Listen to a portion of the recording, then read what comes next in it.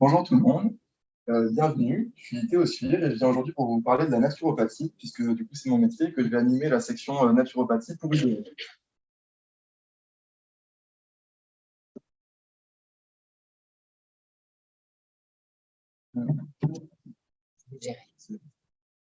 Donc on va commencer par parler un petit peu de moi. J'ai commencé mon parcours en 2017 avec mon baccalauréat scientifique. Suite à ça, j'ai pris une année pour réfléchir un petit peu à ce que je voulais dans ma vie, au niveau de mon orientation professionnelle, de mes valeurs éthiques, de mon mode de vie, en fait, savoir ce que je voulais pour mon avenir. Et j'ai pris le temps justement de réfléchir un peu à comment je pouvais mettre toutes mes passions en fait, à profit des autres. Donc à savoir l'alimentation, les connaissances scientifiques, les médecines alternatives, la cuisine, mais aussi tout l'aspect, on va dire, des médecines énergétiques. Donc, du coup, la naturopathie m'a paru être une bonne alternative parce qu'elle me permettait une association à la fois de l'aspect scientifique et cartésien du coup, de la médecine, mais aussi d'allier toute la partie énergétique et spirituelle qui pouvait aussi prendre un second plan du coup, dans ce genre de médecine, donc qui permettait aussi d'adapter à chaque consultant ma version de ma pratique. Ensuite, du coup, j'ai commencé mes études de naturopathie dans le Jura. Donc, je suis parti me former sur une année, sur un cursus intensif en présentiel. Et j'ai eu des cours enfin, avec un panel assez large, puisqu'on a eu des cours de bromatologie, donc c'est l'étude des aliments, de la nutrition, d'anatomie, donc l'étude des structures du corps, et aussi de physiologie, là où là c'est plus le fonctionnement de ces structures et le lien en fait qu'elles ont les unes avec les autres. On a aussi eu pas mal d'initiations en fait à d'autres médecines alternatives, notamment l'aromathérapie, donc les huiles essentielles, la réflexologie plantaire, palmaire, euh, une partie sur la psychologie aussi, et aussi toute une partie sur l'énergétique, le magnétisme, et aussi d'autres médecines holistiques comme la médecine chinoise. Suite à ça, du coup, j'ai obtenu mon diplôme en janvier 2022, parce qu'en fait, j'avais passé plusieurs mois en fait, à rédiger mon mémoire sur l'hypothyroïdie. Pourquoi j'ai choisi l'hypothyroïdie? Parce que c'est une pathologie qui est assez répandue et qui est pas souvent détectée, parce qu'en fait, les troubles qui touchent les personnes en hypothyroïdie sont assez légers et ça peut être des choses qu'on peut rencontrer ponctuellement sans forcément s'inquiéter. Donc, on ne va pas forcément aller consulter un médecin. Ça peut être par exemple de la fatigue, ça peut être de la frilosité, un peu le moral qui fluctue. Donc en fait, on peut vivre comme ça sans s'en rendre compte. Et je me suis dit qu'au cours des consultations que je pouvais avoir, ce serait quelque chose qui pourrait être assez fréquent. Et je tenais à être assez armé, entre guillemets, pour justement pouvoir détecter, mais aussi savoir comment accompagner ce genre de pathologie. Puis suite à ça, donc j'ai monté mon entreprise et le mois qui suivait, en fait, j'avais déjà ma première consultation. J'ai pu profiter du coup de cette année enfin, année et quelques mois du coup pour développer ma communication à travers les supports papier qui sont à votre disposition. Donc n'hésitez pas à vous servir et aussi les supports digitaux via les réseaux sociaux, le site web qui est arrivé un petit peu plus tard et puis aussi de développer mon réseau professionnel par le biais d'événements, notamment avec Cathy, qui est donc la directrice du BL et qui a été aussi ma formatrice Reiki et qui m'a permis d'être là aujourd'hui. Donc un grand merci à Cathy pour cette opportunité. Avec plaisir. J'ai profité aussi de cette année du coup pour continuer de me former, de me documenter du coup pour continuer d'actualiser mes connaissances, de pouvoir développer aussi mes connaissances sur les autres médecines alternatives et réfléchir aussi à comment je pouvais compléter en fait mes prestations en pouvoir proposer d'autres alternatives et du coup un projet de réflexion sur d'autres formations.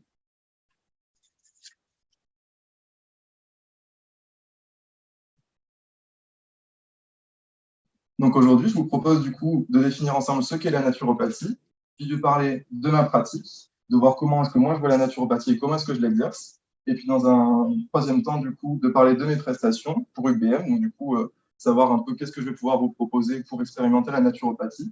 Puis ensuite, on finira avec un temps de réponse aux questions pour les points que j'aurais pu oublier d'aborder, ou en tout cas les attentes auxquelles je n'aurais pas forcément répondu au cours de la conférence. Donc, on va s'intéresser à du coup essayer de comprendre ce qu'est la naturopathie dans un premier temps. On va commencer avec la définition de l'OMS, donc c'est l'Organisme mondial de la santé, qui définit la naturopathie comme un ensemble de méthodes de soins visant à renforcer les défenses de l'organisme par des moyens considérés comme naturels et biologiques. Concrètement, qu'est-ce que ça veut dire? Ça va être en fait d'agir sur les causes profondes de dysfonctionnement, de rechercher justement qu'est-ce qui ne va pas et d'agir dessus avec un traitement global de la santé et surtout de renforcer votre vitalité. Et important de noter aussi que du coup, la naturopathie est reconnue comme médecine traditionnelle par l'Organisme mondial de la santé depuis 2001. Maintenant, je vous propose de remonter un petit peu dans le temps pour découvrir l'histoire de la naturopathie, pour savoir où est-ce qu'elle prend ses sources. Et en fait, ça commence au 5e siècle avant Jésus-Christ, avec Hippocrate, donc dans la Grèce antique, qui est un peu le fondateur en fait, de la médecine, à la fois la médecine allopathique, donc la médecine conventionnelle, mais aussi de la naturopathie, puisque les recherches scientifiques ont évolué depuis pour la médecine générale, mais en naturopathie, on s'appuie aussi beaucoup sur des concepts en fait, qui datent d'Hippocrate, parce qu'en fait, ça permettait aussi de rendre la médecine accessible avec des concepts plus basiques, plus rudimentaires, qui est aussi plus accessible. En 1895, donc Monsieur Schill, un Américain, qui était justement naturopathe, invente le mot naturopathie et pose du coup le nom de cette médecine à partir du mot nature's path, qui veut dire le chemin de la nature. Et en fait, le concept, c'est vraiment de s'inspirer de ce que la nature propose, de comment la nature fonctionne et de l'appliquer en fait à la thérapie. En 1973, Pierre-Valentin Marchesseau, donc le fondateur et qui a formé en fait tous les autres naturopathes qu'on a aujourd'hui en fait en France et en Europe, a ouvert l'Institut d'hygiène vitale à Paris. Et en fait, c'est lui qui s'est occupé d'importer et de traduire en fait tous les textes, tous les concepts qui arrivaient des États-Unis.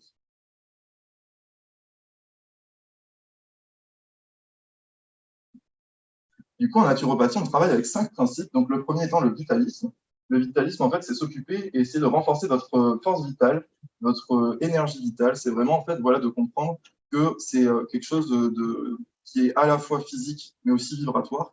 Et c'est vraiment, voilà, de retrouver cette énergie de façon globale. Et en fait, il faut savoir que dans toutes les médecines holistiques, on va s'intéresser justement à cette énergie vitale, notamment en Ayurveda, quand on parle de prana. Donc, l'Ayurveda, c'est la médecine traditionnelle indienne.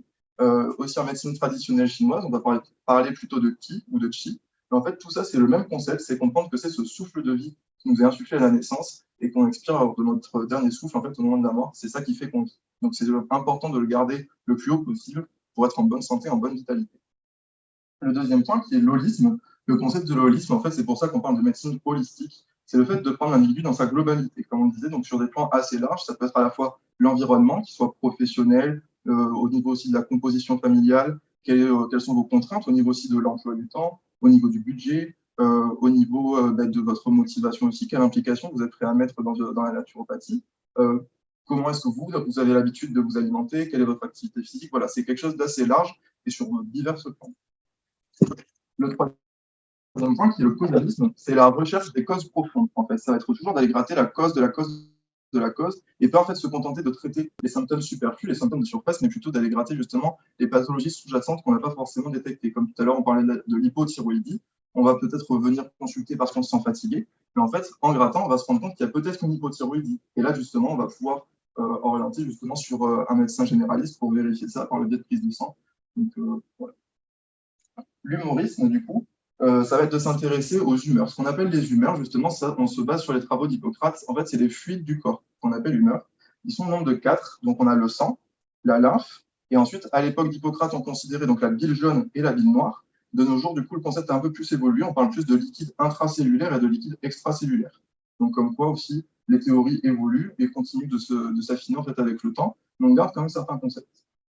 Et ensuite, pour finir, l'hygiénisme, ça va être de travailler sur votre hygiène de vie, sur votre mode de vie en fait, et en commençant par l'alimentation, qui va être le premier pilier de votre santé. Elle devra donc être saine, équilibrée et mesurée, et surtout adaptée. Parce qu'en fait, ce qu'il faut comprendre, c'est qu'on adapte toujours aussi au cas par cas. On ne va pas avoir en naturopathie un régime prédéfini, et on va juste remplir les quantités, par exemple, en fonction de votre taille ou de votre poids. Ce n'est pas du tout le concept, c'est aussi de prendre en compte comment se comporte votre système digestif. Est-ce que vous avez un transit rapide, un transit lent? Est-ce que vous avez justement peut-être des troubles digestifs, des intolérances, et d'adapter en fait justement à ça, mais aussi, comme on le disait, aux contraintes externes, comme justement le temps que vous pouvez consacrer à la cuisine, le budget que vous pouvez mettre dans votre alimentation. Donc, ouais, ça va être tout plein de choses qui vont rentrer en compte dans le choix des aliments qui vous seront conseillés. L'activité physique, donc régulière et adaptée, toujours adaptée aussi parce que évidemment, on ne va pas conseiller la même chose à quelqu'un qui est en situation de handicap, les personnes âgées, qu'à quelqu'un qui est jeune, actif et qui a plein d'énergie à dépenser, ou à quelqu'un qui n'a pas forcément beaucoup de temps pour pratiquer une activité physique, mais ça sera vraiment important de comprendre que l'activité physique a son importance, parce que justement, le mouvement, le fait de casser la sédentarité, c'est un peu la clé de votre énergie aussi, parce que ce qu'il faut comprendre, c'est que la vie s'est créée dans le mouvement et se perpétue dans le mouvement. Et en fait, ça va permettre à la fois de prendre soin de vos humeurs, donc des fluides corporels, en les mettant en mouvement justement, le fait de marcher par exemple, juste, ça va stimuler la circulation sanguine. Avec ce mouvement qu'a le pied, justement, ça active un effet pompe qui peut servir à alimenter à la fois le réseau sanguin, même s'il est déjà assuré par le cœur. Ça permet justement un meilleur retour veineux au niveau des pieds.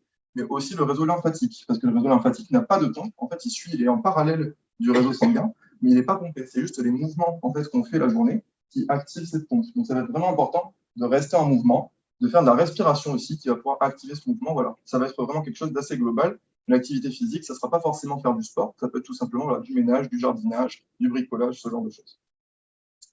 Le sommeil, qui va être fortement influé par l'activité physique, parce que si on a été actif et qu'on a bien bougé, théoriquement, on peut plus facilement retrouver un endormissement rapide, mais aussi, du coup, influer sur la qualité du sommeil avec plusieurs mesures qui peuvent être intéressantes, notamment le fait d'éviter les écrans juste avant de dormir, parce qu'on a les rayonnements de lumière bleue qui informent le cerveau qu'on est en phase d'éveil. En fait, c'est tout simple, c'est quand on était à l'époque préhistorique que le cerveau, en fait, s'était formé. Et en fait, la lumière, c'était un indicateur de il fait nuit, plus de lumière bleue, on dort, il fait jour, la lumière bleue arrive, on se réveille. Donc en fait, ce qu'il faut comprendre, c'est que le cycle veille-sommeil est vachement influé par justement tout ce qui va concerner la luminosité et les écrans, justement, émettent beaucoup de lumière bleue. Ce qui peut être intéressant, c'est aussi juste simplement de mettre des lunettes avec des filtres anti-lumière bleue ou d'appliquer un filtre sur le téléphone. Ça peut être ce genre d'astuces qu'on peut vous donner en naturopathie, qui sont des choses très simples et qui ne vous demanderont pas forcément beaucoup d'investissement, juste un petit changement à changer en fait dans votre mode de vie. Et la durée du sommeil, par contre, donc en quantité, ça va aussi changer en fonction de qui vous êtes. Tout le monde n'a pas les mêmes besoins de sommeil. Il y a des gens avec 6 heures de sommeil, ils auront déjà fait leur nuit. Il y en a d'autres, là où il leur faudra parfois plus de 10 heures. Surtout quand avec le temps, le corps a de plus en plus besoin de sommeil. Donc les personnes âgées aussi ont plus besoin de sommeil que les jeunes. Donc toujours une fois, on adapte.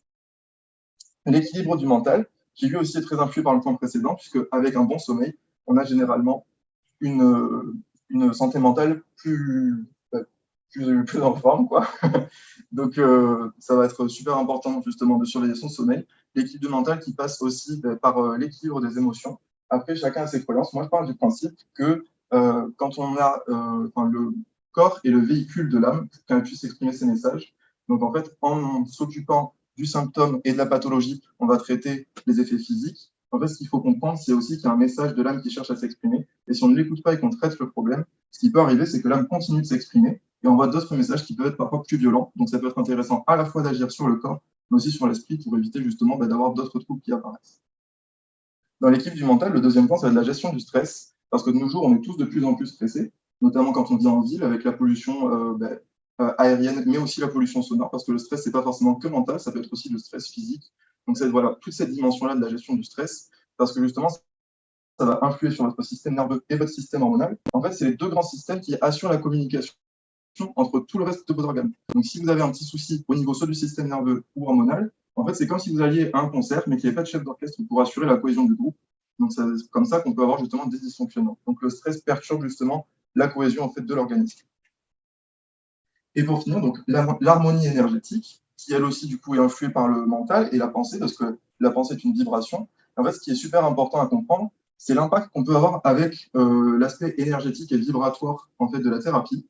Parce que si on s'intéresse à la composition d'un atome, un atome en fait il va être composé d'un noyau central, un peu comme notre système solaire, comme si le noyau c'était le Soleil, et autour vous avez les électrons qui gravitent, un peu comme les planètes, et tout autour c'est que du vide.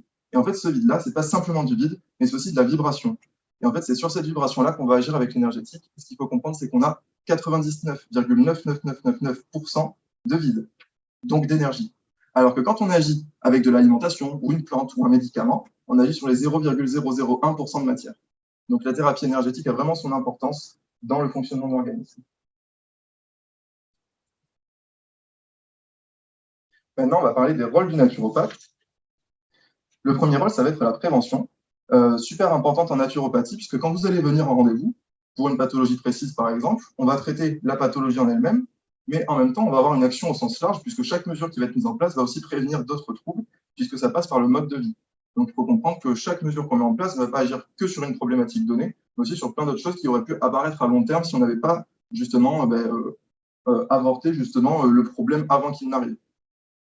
Le deuxième rôle, ça va être la complémentarité d'action, notamment avec la médecine conventionnelle. On va prendre le cas, par exemple, de quelqu'un qui est traité pour un cancer par chimiothérapie. Le but, ça ne va pas être de remplacer la médecine, ça va être d'agir en complémentarité et de justement limiter les effets secondaires de la chimiothérapie et aussi de lutter contre le risque de récidive, donc plutôt là, du coup, sur la partie prévention. Donc, on va avoir un double rôle, par exemple, dans ce genre de pathologie.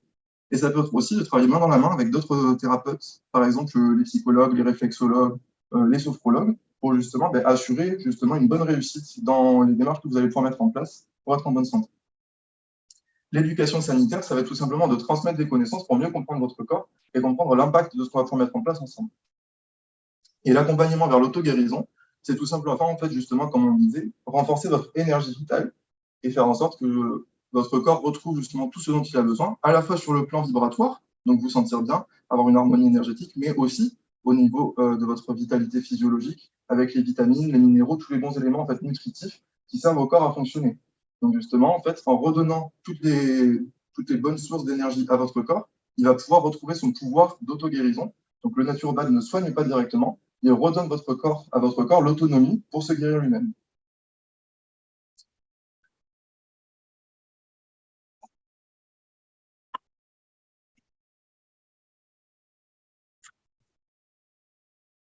Maintenant, du coup, nous allons parler de ma pratique et de comment est-ce que moi j'exerce la naturopathie, un peu plus de ma vision et mon regard personnel du coup sur cette thérapie. Donc là, je vais vous présenter mes outils, comment est-ce que moi je travaille. Donc mon premier outil, ça va être les cures. Il y a deux cures principales en naturopathie. Donc la détox, en fait détox, ça veut dire détoxination ou détoxication. Le but, ça va être d'éliminer justement toutes les substances nocives, de retirer tous les perturbateurs endocriniens, les métaux lourds, les toxines que le corps produit lui-même. D'ailleurs, on a déjà fait un atelier là-dessus, on en reparlera plus tard. Et ensuite, il y a la revitalisation, là où le principe c'est l'inverse, c'est de réapporter tous les éléments nutritifs à l'organisme. Et ensuite, du coup, la troisième cure qui est un peu plus, qui passe plus au second plan, qui est la stabilisation. En fait, c'est celle qu'on fait tout le long de l'année pour pérenniser en fait les actions qu'on aura mis en place pendant les 2 premières cures. Ensuite, il y a la phytothérapie, c'est l'utilisation des plantes sous toutes leurs formes. Ça va être les plantes sèches, les plantes fraîches en infusion, ça peut être les extraits de plantes standardisés, les teintures mères et les macérats. Et ensuite, il y a l'aromathérapie, qui en fait est une sous-catégorie de la phytothérapie. En fait, elle a pris une part tellement importante dans le monde du bien-être que justement, en fait, on lui a attribué une part complète. Et l'aromathérapie, donc c'est les huiles essentielles, mais aussi les hydrolats, dont on parle un peu moins souvent. En fait, une huile essentielle, c'est fabriqué par distillation, c'est-à-dire qu'on va faire bouillir de l'eau qui va emmener avec elle justement toutes les substances actives de la plante. Et ensuite, on va pouvoir les séparer en deux parties, donc la partie grasse, donc l'huile essentielle, mais aussi du coup la partie aqueuse avec les hydrolats. L'avantage de l'hydrolat, même si c'est plus considéré comme un déchet, entre guillemets, de l'huile essentielle, c'est qu'il est super intéressant parce qu'il est beaucoup plus doux. Donc on peut l'utiliser plus facilement chez les femmes enceintes, les femmes allaitantes, les enfants. Et justement, ça peut être intéressant en naturopathie parce qu'il y a beaucoup de gens qui utilisent les huiles essentielles un peu comme ils le sentent, alors que justement, les hydrolats, il y a beaucoup moins de risques parce qu'une huile essentielle, c'est quand même très concentré. C'est de l'extrait de plantes quasiment pur. Et donc, du coup, c'est intéressant de jouer avec les hydrolats parce qu'on a un pouvoir actif beaucoup plus doux. Et par contre, qui sera très différent de la version huile essentielle, puisqu'on aura extrait plus les composés aqueux, qui ne seront pas du tout les mêmes principes actifs que ceux qu'on peut retrouver dans l'huile. Donc vous pourrez avoir des fois un hydrolat qui n'aura pas du tout les mêmes propriétés que l'huile essentielle qui arrive du même végétal.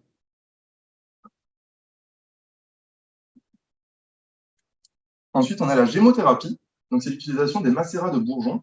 Pourquoi les bourgeons? Parce qu'en fait, le bourgeon contient toute la force vitale d'une branche, d'une fleur, d'un arbre entier parfois, et surtout toutes les molécules actives de la plante une fois qu'elle aura fini de pousser, et donc toute sa force vitale qui va être concentrée en fait dans un seul plus petit flacon. Donc parfois, on peut emprisonner l'énergie vitale d'un arbre entier dans un flacon et s'en servir, et justement profiter de tous les bienfaits de façon super concentrée, qui est beaucoup plus doux aussi.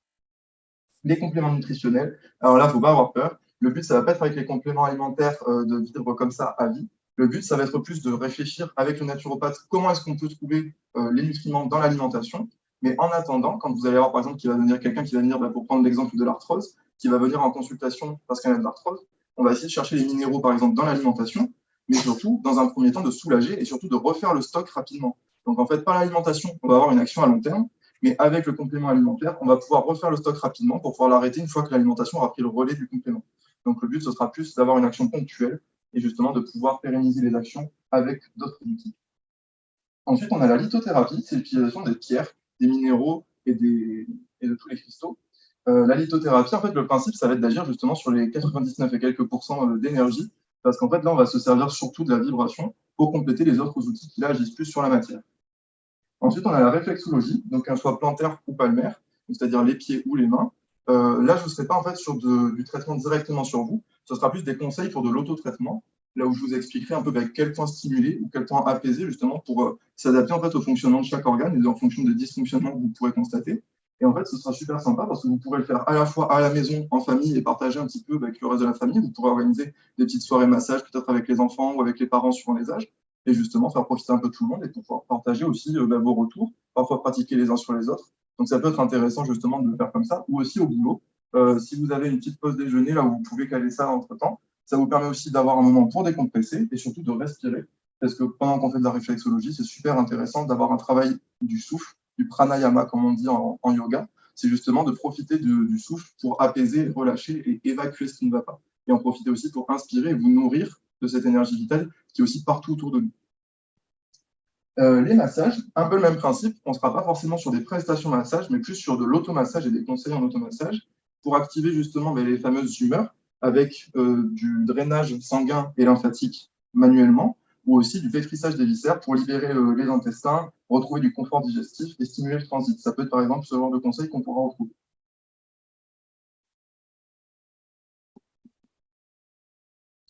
Donc maintenant, on va parler un peu plus de mes valeurs. Donc moi, je vais parler beaucoup de pédagogie, parce qu'en fait, mon plaisir en tant que naturopathe, c'est aussi de pouvoir vous transmettre les connaissances nécessaires. Et je le fais notamment par le biais des ateliers ou des conférences, là où en fait, je vous explique un sujet, et là, vous avez les connaissances théoriques et quelques connaissances pratiques aussi pour pouvoir mettre des choses en place à la maison.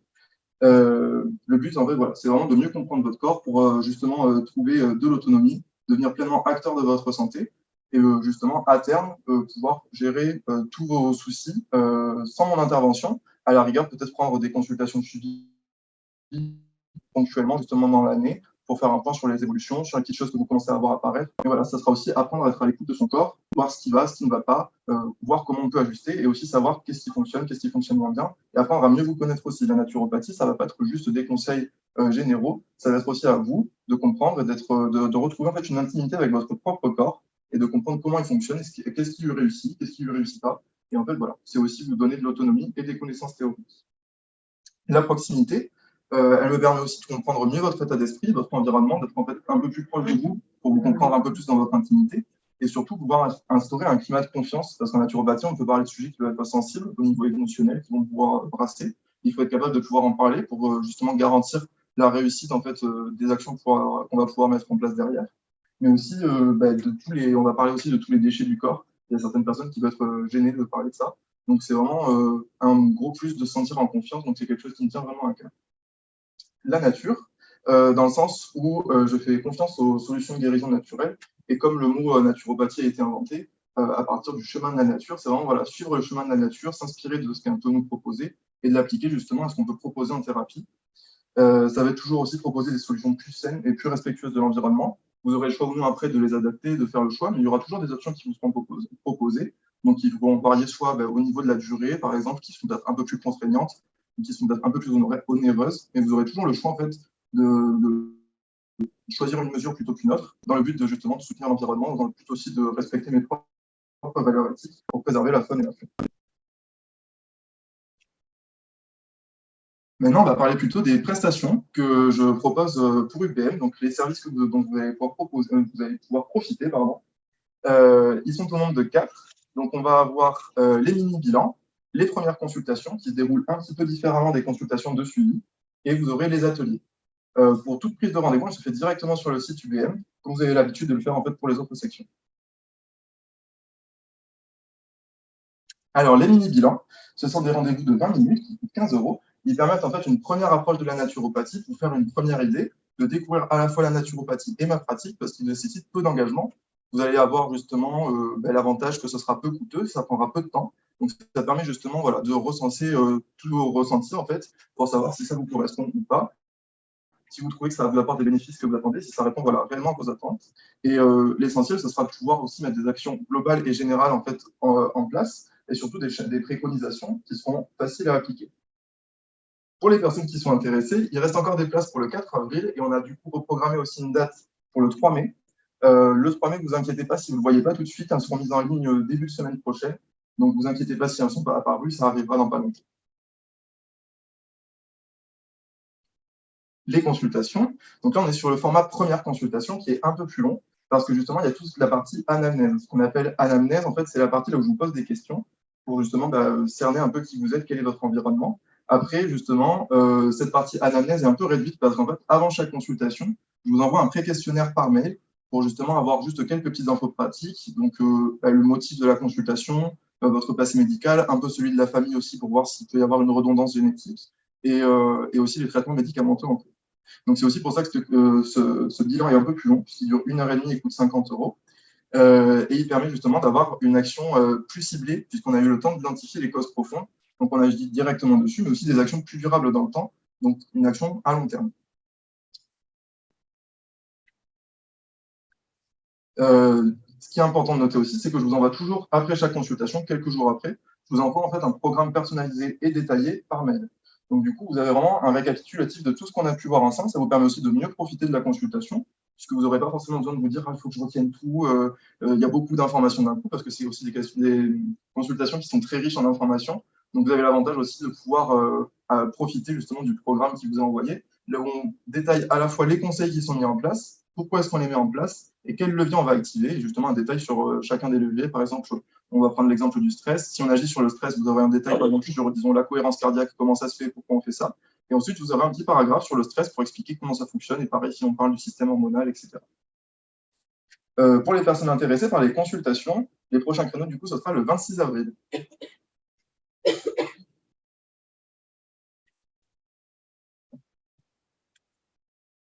Ensuite, les consultations de suivi, donc elles durent 45 minutes et coûtent 35 euros.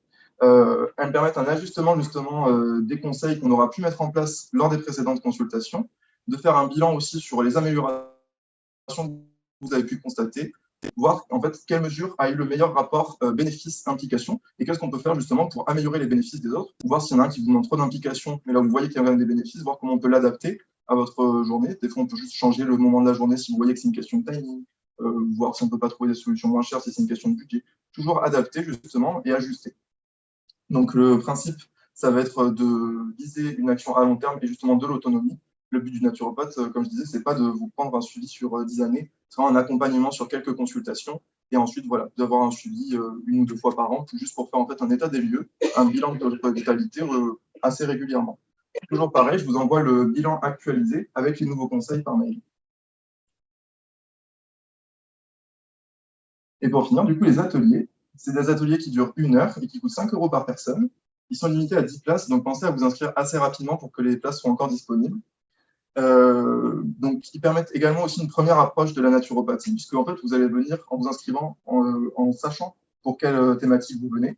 Donc, vous découvrez une thématique précise et qui vous intéresse. En plus, on en profite pour justement avoir un aspect plus pratique de la naturopathie, notamment via la création de produits, la dégustation de jus, par exemple, ou de tisane. Et ça peut être aussi les échanges collectifs, puisqu'il y a toujours une partie plus interactive. Et là, on en profite aussi de l'effet de groupe pour profiter un peu de convivialité. Ils me permettent aussi du coup de vous partager mes connaissances et mon expérience dans chacun des sujets qui sera abordé. Et tout comme pour les autres prestations, vous repartez avec un support, mais c'est aussi un support papier, avec un petit livret récapitulatif de tout ce qui aura pu être dit. Et toujours pareil, je n'ai pas précisé pour les autres prestations, mais si dans le support qui vous a envoyé, il y a des informations qu'on a vues ensemble et qui vous manquent et que je n'ai pas forcément pensé à noter, n'hésitez pas, vous aurez mes coordonnées, à m'envoyer un mail ou un SMS pour avoir justement plus d'infos. Vraiment pas hésiter, c'est avec grand plaisir que je transmets les infos.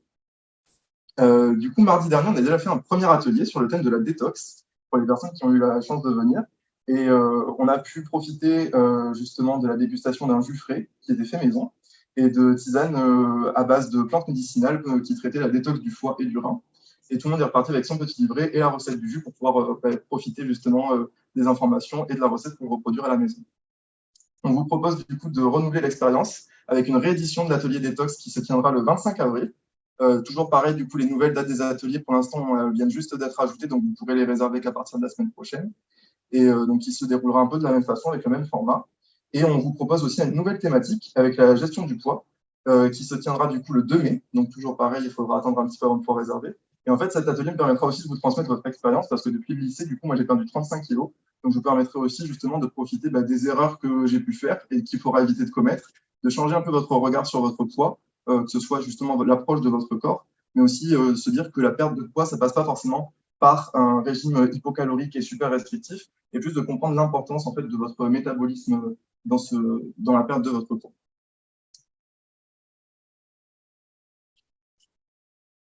Je vous remercie du coup pour votre écoute. J'espère que le sujet vous aura intéressé, que je vous aurai apporté des réponses aux questions que vous vous posiez. Et j'espère surtout vous revoir lors des futurs ateliers, consultations ou mini-bilans. Et j'espère que la conférence vous a plu. Est-ce que vous avez des questions du coup auxquelles je n'aurais pas répondu? N'hésitez pas, hein. Oui, moi j'en ai à peu près 500 000. Je vais commencer par la première. Moi, je suis un jeûneur invertébré. Là. Je voudrais savoir ce que tu en penses du jeûne, que ce soit d'ailleurs le jeûne, les différentes. Pas beaucoup parler. Pour les gens qui sont en visio, donc la question porte sur les différents points qu'on va pouvoir retrouver dans le jeûne. Voilà, donc mon avis et un peu qu'est-ce qui existe dans le milieu du jeûne. Donc en fait, le jeûne, le principe, il y a deux types de jeûne. Déjà, il y a le jeûne intermittent. Donc là, ça va être plus un mode de vie qui va se faire tout au long de l'année, là où on va avoir une période en fait de prise alimentaire qu'on va réduire. Le principe, du coup, ce ne sera pas de sauter un repas, ce sera plutôt de reporter tout ce qu'on aurait mangé sur ce repas-là au reste de la journée, donc sur le reste de la prise alimentaire. C'est le but, ça ne va pas être de perdre du poids, c'est plus justement de détoxiquer. Donc, on est plus sur le format cure détox dont on parlait tout à l'heure. Et justement, de profiter d'un repos digestif, parce qu'on est tout le temps en train de manger, en fait, de nos jours. Enfin, pas forcément tout le temps en train de manger, mais surtout tout le temps en train de digérer, parce qu'on digère encore plusieurs heures après chaque repas. En fait, on a à peine eu le temps de digérer, on recommence à manger. En fait, il y a juste pendant la nuit qu'on profite d'un repos digestif. Et ensuite, il y a la version plus jeûne long, là où là, on est sur un jeûne qui peut durer de quelques jours jusqu'à 3 semaines parfois, là où là, on ne mange pas du tout. Et il y a même des personnes qui pratiquent le jeûne sec, à contrario du coup du jeûne hydrique, là, on ne boit pas non plus. Donc voilà, là, c'est plus la partie théorique. Mon avis sur le jeûne, du coup, c'est une technique super intéressante, mais qui ne convient pas à tout le monde. Donc avant de vous lancer, c'est super important de vous renseigner et surtout d'avoir l'avis d'un professionnel, parce que ce n'est pas adapté à tout le monde. Moi, c'est quelque chose que je pratique régulièrement. Tous les ans, en fait, au printemps, je pratique un jeûne. L'année dernière, j'avais jeûné pendant une semaine. Moi, ça me fait beaucoup de bien. J'ai aussi l'expérience de personnes qui ont pu tester et que ça n'avait pas réussi, parce que quand on détoxifie et que toutes les toxines repartent dans le corps, si on est très intoxiqué, on peut avoir ce qu'on appelle une crise curative, là où justement toutes les toxines se retrouvent dans le sang d'un coup. On peut avoir justement des nausées, des vomissements, des maux de tête. Donc, c'est pas forcément super sympa. Le but, c'est toujours en fait de peser la balance bénéfice-risque. Et donc là, sur le jeûne, on a quand même des risques assez élevés. Donc, c'est vraiment bien de peser le pour et le contre, même si les bénéfices sont super intéressants parce que justement, on détoxifie.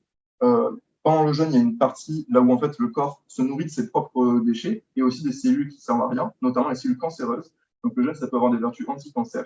C'est aussi pour ça que des fois, naturellement, les personnes, quand elles sont en fin de vie avec un cancer, perdent l'appétit. Mais c'est un dernier test du corps pour se dire qu'est-ce que je peux tester qui pourrait me réussir. C'est la perte de l'appétit. En fait, c'est aussi une façon d'essayer de se détoxiquer juste avant la fin. Malheureusement, c'est souvent un peu trop tard parce qu'on n'est pas assez justement à l'écoute de notre corps et ça aurait pu être pas mal de le faire plus tôt.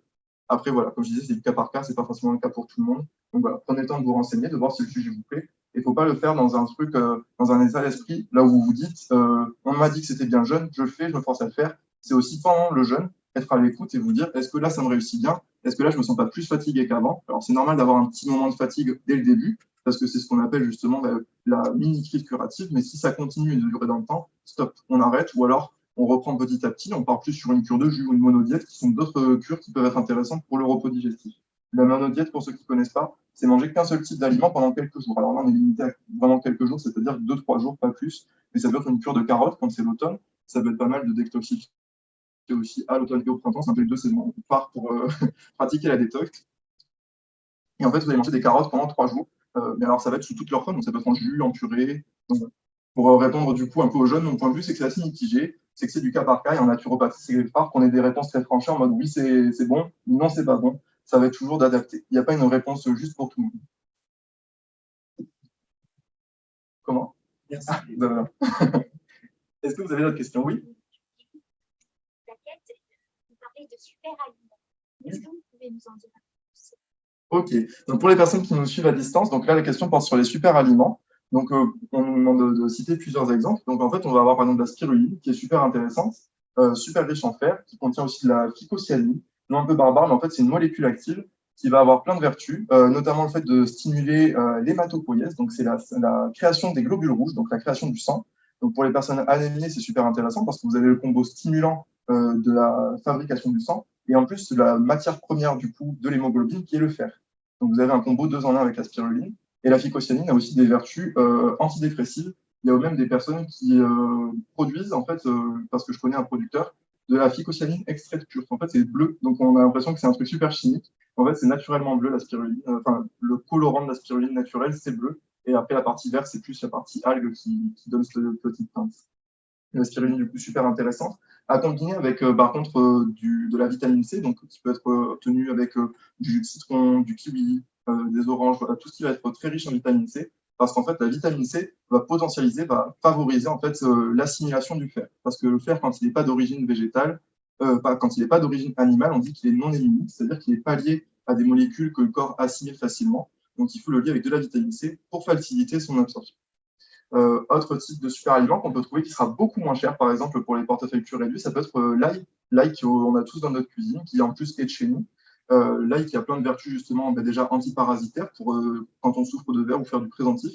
La vermification, c'est super intéressant aussi en naturopathie, c'est quelque chose qui se pratique couramment. Il y a aussi des vertus justement libératoires au niveau de la sphère respiratoire. Ça peut être aussi le jus de citron. Le citron, qui est quelque chose qu'on trouve facilement en plus en supermarché. Enfin, c'est très accessible.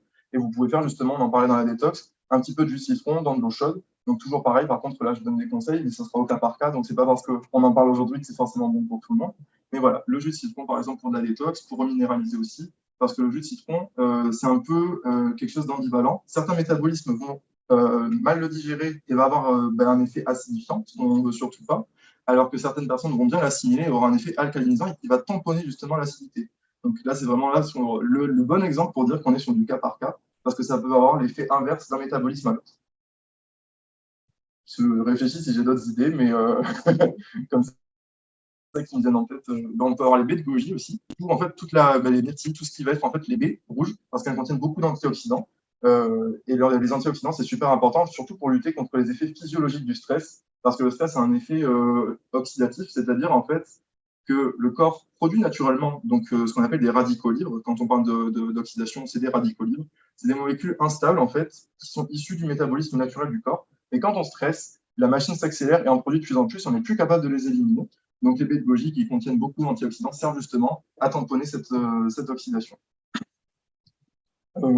Je dérive sur autre chose du coup, mais un super antioxydant, c'est naturellement aussi le sommeil. Parce que quand on dort, on sécrète de la mélatonine. La mélatonine, du coup, tout le monde la connaît sous le nom d'hormone du sommeil. Mais en fait, ce n'est pas son rôle principal. C'est plus une hormone qui va avoir un effet neuroprotecteur, donc qui va protéger les systèmes nerveux et qui va avoir justement une action antioxydante. Donc, et ensuite, elle sécrète d'autres hormones qui sont dérivées à partir de celle-ci qui favorisent l'endormissement. Et en fait, voilà, la mélatonine, super antioxydant. Et vous avez aussi, alors, elle a un nom un petit peu barbare aussi, mais c'est la superoxyde dismutase, la DPO. Bref, on s'en fiche de l'abréviation. Mais en fait, c'est une enzyme qui va justement capter tous ces radicaux libres et qui a un pouvoir super puissant. Et pour la stimuler, ça peut être aussi les bains froids dans les techniques qu'on peut retrouver en naturopathie. Donc tout le monde ne sera pas forcément fan, encore une fois, à adapter parce que ça ne conviendra pas à tout le monde. Mais les bains froids, ça sera déjà un super antioxydant aussi. Ça peut permettre aussi de renforcer votre métabolisme, à la fois contre les pathologies hivernales, par exemple, de s'habituer déjà tout au long de l'année à être exposé au froid pour renforcer le système immunitaire, mais aussi renforcer votre métabolisme pour consommer plus d'énergie au quotidien pour les personnes qui seraient intéressées, par exemple, par la perte de poids. Voilà. J'ai dérivé un petit peu, mais je me suis dit que c'était des informations intéressantes à partager aussi. Est-ce que vous avez d'autres questions? Ouais, pour faire suite à l'idée, oui. Alors, du coup, alors le jus, ça va être un peu différent de la, c'est un peu différent de la sève, mais ça va être un peu quand même ça. La sève de bouleau. Ok. Donc la sève de bouleau, du coup, c'était ça la question. Là, en plus, on est en plein dans la saison, donc c'est super intéressant et ça va agir justement sur la détox et en même temps sur la reminéralisation. C'est un peu une cure 2 en 1. C'est super génial parce qu'en fait, on en a des produits en plus dans le coin, donc vous pouvez faire à la fois du local pour l'environnement, du bio parce que la plupart sont en bio. Et en fait, dans cette sève de bouleau, vous allez avoir beaucoup de minéraux. Donc là, le principe, ça va être justement de à la fois reminéraliser l'organisme et aussi de détoxiquer parce qu'en fait, ça va être une détox très douce parce qu'en fait, vous allez redonner justement tous les éléments nutritifs à l'organisme pour qu'il fasse lui-même son nettoyage en douceur. Donc, c'est une première approche de la détox qui peut être intéressante. L'artichaut aussi, non? L'artichaut, voilà. Après, en phytothérapie, en fait, on va agir sur différents leviers. L'artichaut, ça peut être dans la même catégorie, on va dire, que le chardon-marie, le romarin, c'est toutes les plantes en fait qui vont être spécifiques de la détox du foie. Le foie qui va être un organe super important dans la détox. Donc voilà, c'est juste qu'en fait, ça va être plein de leviers différents qu'on va pouvoir activer ou inhiber en fonction de ce qu'on va vouloir et en fonction de chaque pathologie aussi, et des faiblesses de l'organisme et d'adapter, et aussi de savoir quelle toxine on cherche à évacuer, quel organe va être le plus intéressant à stimuler pendant une détox. Les cures d'argile, oui, effectivement, les cures d'argile qui vont avoir une action à la fois sur le foie et aussi sur le système digestif. On peut s'en servir à la fois en interne et en externe sur la peau, par exemple. Donc l'argile, c'est super intéressant. Ça coûte pas super cher, on en trouve un peu partout en pharmacie, en magasin bio. Donc l'argile, c'est un outil pas mal intéressant du naturopathe. Il y a plusieurs types d'argile pour adapter aussi en fonction de l'usage, de ce qu'on veut en faire. Est-ce qu'il reste toujours des questions?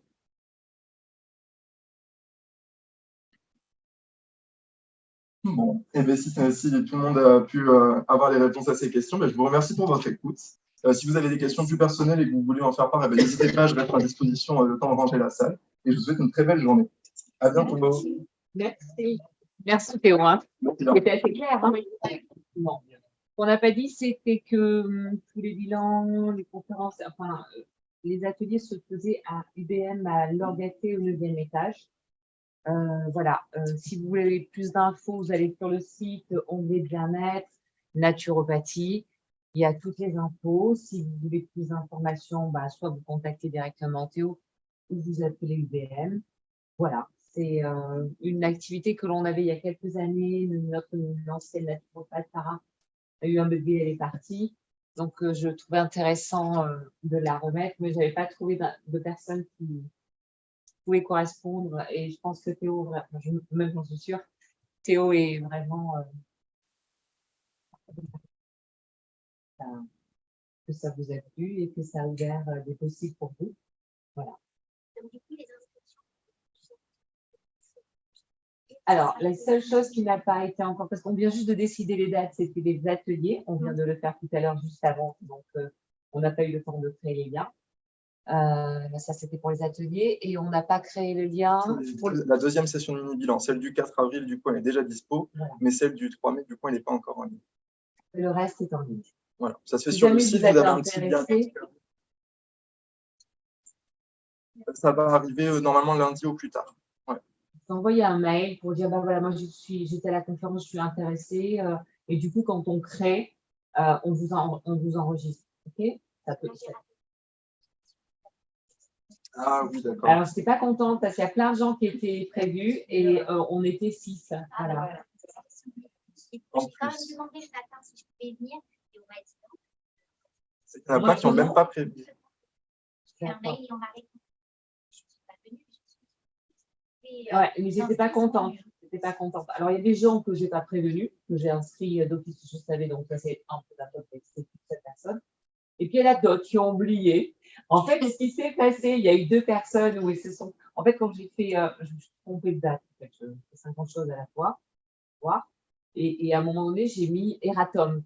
Et je crois que les gens se sont trompés avec ça en se disant, bah non, finalement, ça va être jeudi. Et voilà, ça a été un petit amalgame. Donc, je suis désolée. C'est pour ça qu'on a remis l'atelier détox. Voilà, ça ne fonctionne pas toujours à vouloir faire tout à l'arrache. Mais bon, très vite, on va avoir une petite stagiaire en com et ça va permettre de pouvoir poser un peu plus les choses et les structurer. En tout cas, je remercie Jade aussi, qui est la sœur de Théo, qui était chez nous pendant 6 semaines en com et qui a bien permis de dégrossir tout ça. À très bientôt. Bonne journée. Merci. Au revoir.